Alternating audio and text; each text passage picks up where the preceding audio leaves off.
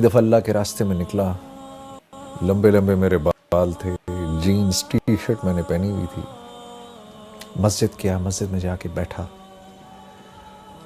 اور اس وقت عشاء کے بعد کا ٹائم تھا، مسجد میں کوئی تھا نہیں، لوگ جا چکے تھے، اکا دکا لوگ تھے۔ تو ایسے میں نے قرآن پکڑا، قرآن پکڑ کے ہی میں نے کھولا بڑے عرصے بعد، تو جن آیتوں پر میری نظر پڑی، قرآن کھولا تو 18واں پارہ کھل گیا،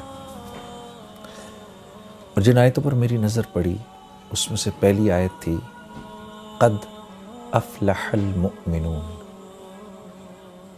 اور نیچے اس کے معنی لکھے ہوئے تھے بالتحقیق کامیاب ہو گئے مومنین۔ تو میں اس کو دیکھتا رہا، اس آیت کو دیکھ کے آگے میرے سے پڑھا نہیں گیا، مجھے خیال آیا کہ کامیاب ہو گئے مومنین۔ تو کامیابی تو میرے نزدیک اس وقت کوئی اور چیز تھی، اس وقت میرے نزدیک کامیابی تھی پیسے کا ہونا، شہرت کا ہونا، نام کا ہونا، مال کا ہونا، لوگوں میں جانا، پہچانا جانا، یہ میرے نزدیک کامیابی تھی۔ لیکن مجھے اس بات کا بھی احساس تھا کہ یہ اللہ کا کلام ہے، اور کچھ تھوڑا بہت میرا وقت کیونکہ لگ چکا تھا، تو مجھے اس بات کا احساس ہو گیا تھا کہ اصل کامیابی تو وہ ہے جو اللہ کے ہاں کامیابی ہے، اصل کامیابی وہ نہیں ہے جس کو میں کامیابی کہوں۔ یہ بات بھی ذرا سمجھنے کی ہے۔ اللہ جس کو کہے وہ کامیاب ہے، اس کی کیا وجہ ہے؟ اس کی وجہ ایسے سمجھاتے ہیں علماء کرام، یہ جتنی کائنات ہے نا جو ہمیں آپ کو نظر آتی ہے، یہ ساری کی ساری اللہ نے انسان کے لیے بنائی ہے، اور انسان کو اللہ نے اپنے لیے بنایا ہے۔ اب اس کائنات میں جو چیز میری ضرورت کی ہے وہ میرے لیے جتنی ضروری ہے نا، اس کی اتنی ہی اونچی قیمت ہے۔ اگر گاڑی انسان کی ضروریات کو پورا کرتی ہے تو اس گاڑی کی قیمت ہے، اور وہ قیمت کس نے لگائی ہے؟ انسانوں نے۔ کیوں؟ کیونکہ گاڑی انسان کی ضروریات کو پورا کرنے کے لیے ہے، انسان گاڑی کے لیے نہیں بنایا گیا، گاڑی انسان کے لیے بنائی گئی ہے۔ تو یہ گاڑی جب تک اس کی ضروریات کو پورا کر رہی ہے اس وقت تک اس کی قیمت ہے۔ جس دن یہ انسان کی ضروریات کو پورا کرنا بند کر دے گی اور اس کی جگہ کوئی اور چیز اس سے بہتر ضرورت پورا کرے گی، تو یہ سڑک پہ چلنے والی تمام گاڑیاں لوہے کے بھاؤ بکیں گی، یہ اپنی قیمت چھوڑ دیں گی۔ کیوں؟ اب انسان کے ہیں ان کی کوئی قیمت نہیں۔ تو یہ جتنی کائنات ہے، اس کی ہر چیز کو اللہ نے انسان کے لیے بنایا ہے۔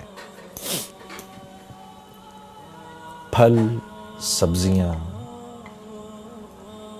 یہ بہتے جھرنے، یہ دریا، یہ ہوائیں، یہ بدلتے موسم، یہ سب انسان کے لیے ہیں، اس کو سکھ پہنچانے کے لیے ہیں۔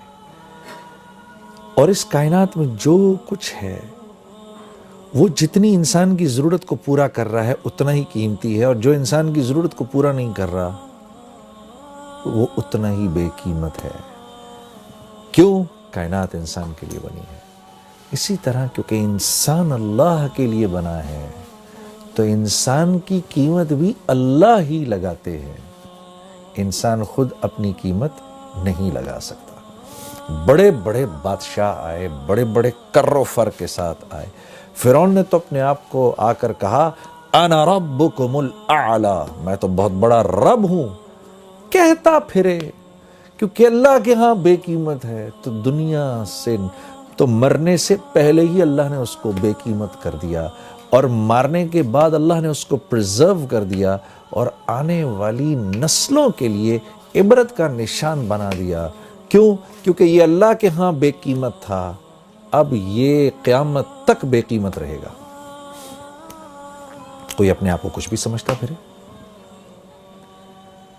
جو اللہ کے ہاں قیمتی ہے وہ دراصل قیمتی ہے. کیوں؟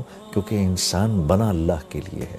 وَمَا خَلَقْتُ الْجِنَّ وَالْإِنسَ إِلَّا لِيَعْبُدُونَ. ہم نے جن و انس کو بنایا ہی اس لیے ہے کہ یہ ہمارے بن کے رہیں. اللہ جیسے ہم کہتے ہیں نا، لا الہ الا اللہ، نہیں کوئی معبود سوائے اللہ کے، ہو ہی نہیں سکتا. بالکل اسی طریقے سے نہیں بنایا ہم نے جن و انس کو سوائے اس کے لیعبدون، کہ میری عبادت کریں، میرے بن کے رہیں. انسان بنا اللہ کے ہاں ہے، کہ اللہ کے لیے ہے. انسان اللہ کے لیے بنا ہے، اس لیے اس کی قیمت بھی اللہ ہی لگاتے ہیں. تو جب میں نے پڑھا نا قد افلح المؤمنون، کامیاب ہو گئے مومنین، تو مجھے تھوڑی دیر کے لیے لگا جنید تو اپنے آپ کو کتنا کامیاب سمجھتا ہے، اپنے آپ کو کتنا بڑا سٹار سمجھتا ہے. چیک تو کر، کیا تو واقعی ان کامیاب لوگوں میں سے ہے؟ کیا تو واقعی اتنا کامیاب ہے جتنا کامیاب تو اپنے آپ کو سمجھتا ہے؟ تو میں نے ان اگلی 10 آیتوں کو پڑھنا شروع کیا کہ یہ آیتیں کیا کہہ رہی ہیں. قد افلح المؤمنون، بالتحقیق مومنین کامیاب ہو گئے. اب یہ مومنین ہیں کون؟ یہ تو دیکھیں. تو ان کی پہلی صفت کیا ہے؟ الذین هم فی صلاتهم خاشعون. جب نماز میں کھڑے ہوتے ہیں، اللہ اکبر، جب نماز میں کھڑے ہوتے ہیں تو ساری کائنات کو بھول جاتے ہیں. جب کہتے ہیں نا اللہ اکبر، علماء کرام فرماتے ہیں جب ہم یوں کرتے ہیں نا اللہ اکبر، تو ہم دراصل پوری ہمارے کرنے کا مطلب یہ ہوتا ہے اللہ کا جتنا ما سوا ہے اب چلا جائے پیچھے، ہمارا اس سے فی الحال کوئی واسطہ نہیں، کیونکہ ہم بادشاہوں کے بادشاہ، ہم اپنے خالق، اپنے مالک، اپنے اس رب کے سامنے کھڑے ہونے لگے ہیں جو وحدہ لا شریک ہے، جو واحد ہی نہیں ہے، وہ احد ہے. واحد ایک کو کہتے ہیں، احد اس کو کہتے ہیں جو ایک بھی ہو اور جس جیسا دوسرا ہو ہی نہیں سکتا. اس لیے اللہ رب العزت نے ہمارے نبی صلی اللہ علیہ وسلم سے فرمایا، میرے نبی یہ آپ سے پوچھتے ہیں آپ کا رب کیا ہے، کون ہے؟ آپ فرمائیے قل هو اللہ احد. تمہارے اتنے دماغ ہیں ہی نہیں کہ تمہیں اللہ رب العزت شرح صدر ہوں کہ اللہ ہیں کیسے. اللہ احد ہیں، اللہ جیسا دوسرا کوئی ہے ہی نہیں. تو جب ہم یوں کرتے ہیں نا اللہ اکبر، تو ہم اس احد ذات کے سامنے جا کر کھڑے ہو گئے ہیں جس جیسا کوئی دوسرا ہے ہی نہیں. کیوں؟ وہ اکیلا خالق ہے، اس جیسا کوئی خالق ہے ہی نہیں، ہو ہی نہیں سکتا اس کے. بلکہ اس جیسا کوئی خالق تو کیا کہنا، اس کے سوا کوئی تخلیق دے ہی نہیں سکتا. انسان ایجادات کرتا ہے. ایک صاحب نے مجھ سے کہا کہ بھائی دیکھیں نا، ایک کاغذ تو ہم نے بنایا، انسان نے بنایا، گاڑیاں ہم نے بنائی ہیں. میں نے کہا ایک منٹ. انسان جب کسی چیز کو تخلیق دیتا ہے نا، تو اس میں 4 پروسیسز ہوتے ہیں.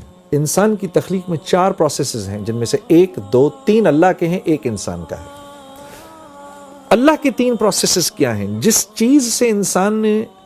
چیز انسان نے تخلیق کی ہے، اس کے انگریڈینٹس کا بنانے والا ایک اکیلا اللہ ہے. پہلی بات یہ. دوسری بات یہ، ان انگریڈینٹس کی جو کوالٹیز اور جو پراپرٹیز ہیں، ان میں پانی کا پیاس بجھانا، لوہے کا سخت ہونا، لکڑی کا ہونا، زہر